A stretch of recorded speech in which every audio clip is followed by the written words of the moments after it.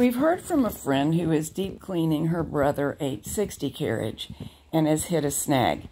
This movie is to help her and anybody else who has hit the same snag, and it's not a rarity at all. These parts have come out of her Carriage, and she is uncertain as to how to get them back in. We have an 892 here on hand to work with, not an 860, but all brothers in that range are similar enough that Jack is going to attempt to explain to you how it's done, even though there are slight differences. He'll also be explaining what the differences are, which may be interesting to you if you have more than one machine to go into. We are starting with the Carriage already cover off so that he can show you what's going on. If you don't know how to do that and need to get to this point, you need this movie, and I will put a link to it in the program notes. Okay, we have a friend who has two springs that they came off and she's not sure where they go back. So let me show you this button right here, and it's the NHI on these machines. Some it's just N and H, but this one has 3 settings, and this clicks into those 3 settings. 1, 2, 3. Alright, so there's the button that moves. What's under that button is a spring right here. Now this one is not like hers. This one attaches right there, but you'll notice it wiggles. It's a wiggle spring. That's exactly what it is. So that this has 3 different positions it pops into.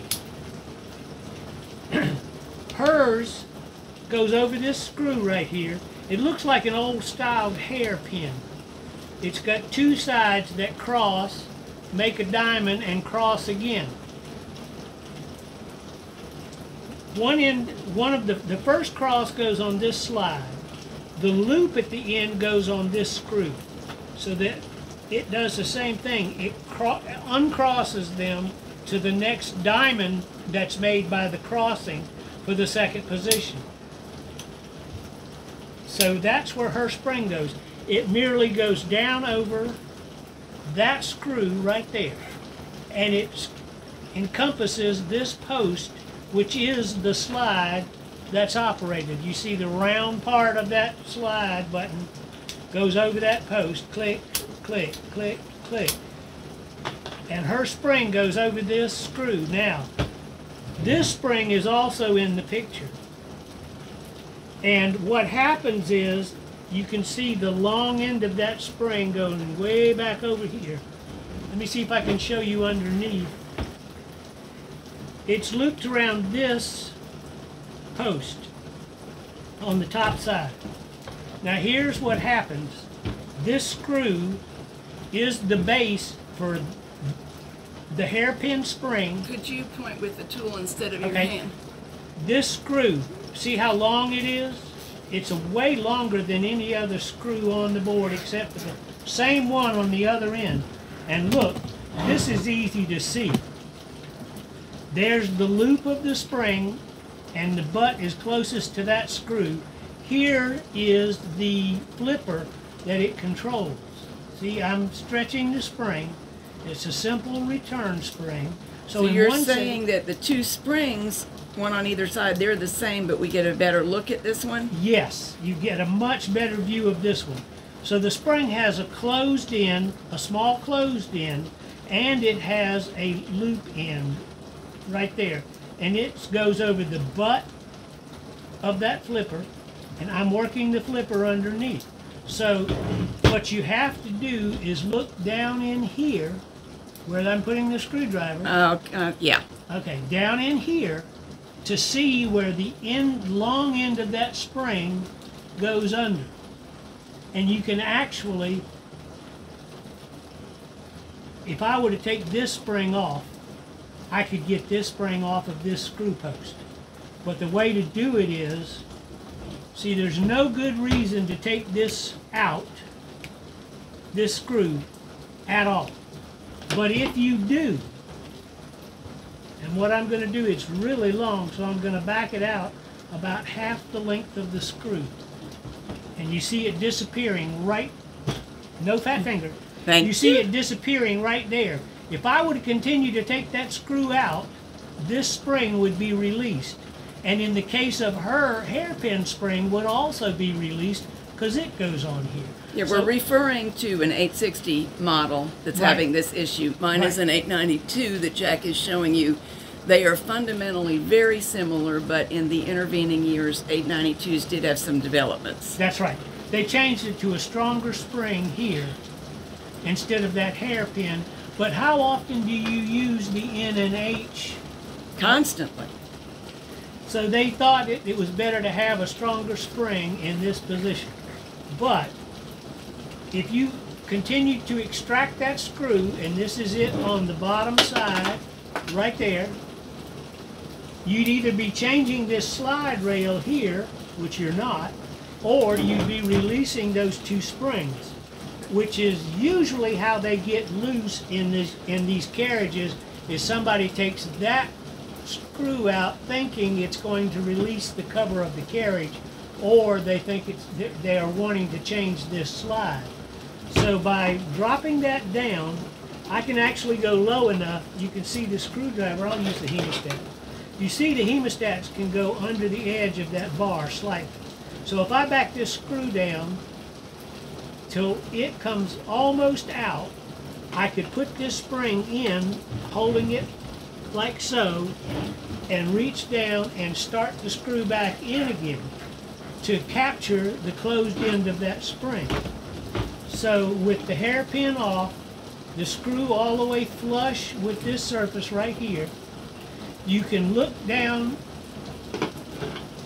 in here and you can see where the looped end of the spring goes over, and there's a little cutout here and a little cutout right there to let that spring hook go right on either side of this flipper. Would a dental tool help you get it positioned, reaching through the slots?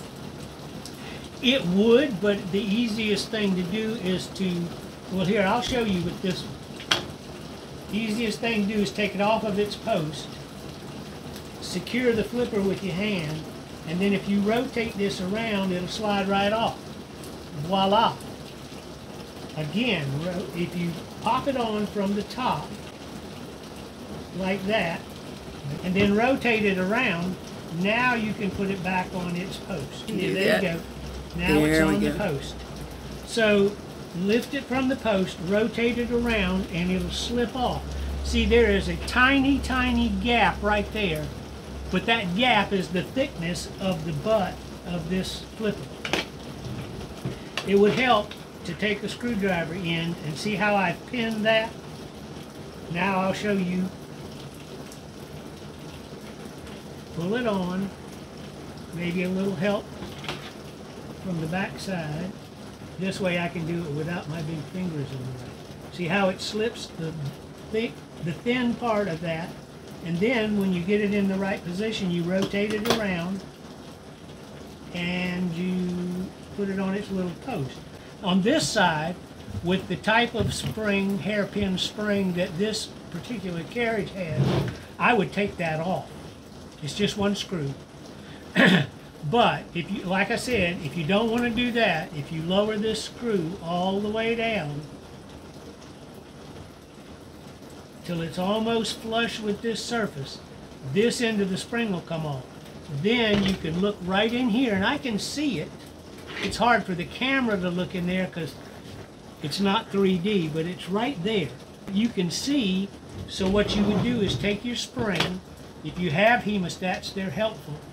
Hold the flipper where it's supposed to be. Take the long part of the spring and do just like we did on the other end. Go past it, pull it up till it goes onto the slide, and then rotate it so that it catches the two grooves on either side. Then bring it over, hold it in place, and start your screw up. You're done. These are medical grade hemostats, but nowadays they don't have to be. You can get tools on eBay that are good enough copies to do this. Yeah. All you need is something long and thin. You see that'll get underneath here. You see what's happening. It'll get underneath there, but it's firm enough that if you lock it, You don't have to keep squeezing to get it to hold on, so you can freely manipulate it around underneath there. And see, now I'm touching the flipper head. You can see me stretching the spring right there. And again, I'm going to mention this because this came off and it just sits on its post. I happen to know it was in the NL position. So when I go to put my cover back on thusly,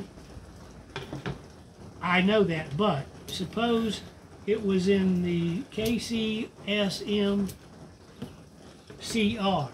Now notice what happened when we went to CR. That just became the easiest operation in the world.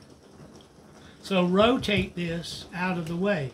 Just remember where you started so this knob goes back on right. There's the spring that our friend was asking about. There's the flipper post that it sits on. And there's the screw that anchors it down on the other end. You must remember this screw, the end of this spring goes on first, then her little hairpin goes on that same screw, but it's on top.